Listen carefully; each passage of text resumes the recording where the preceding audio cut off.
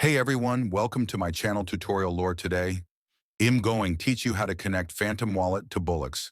So be sure you stay throughout the whole video so you don't miss any steps. Hope you will like this video and subscribe to my channel tutorial lore. Let's go for how to connect Phantom Wallet to BullX.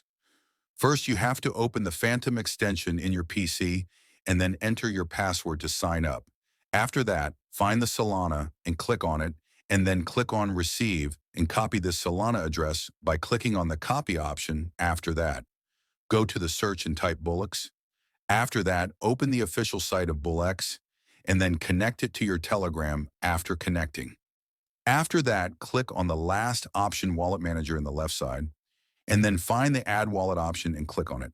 Now click on Solana and then write any name of your wallet. For example, I'm writing tutorial lore, and then paste the address you copied from the Phantom wallet and click on Add Wallet. After that, wait for 3 hours and your wallet gets successfully added. So this all in today's video. Hope you must have understood that how to connect Phantom Wallet to BullX. There is no easier way than this. If you still don't understand anything, then you can comment. I will definitely reply to you or make a video on your topic.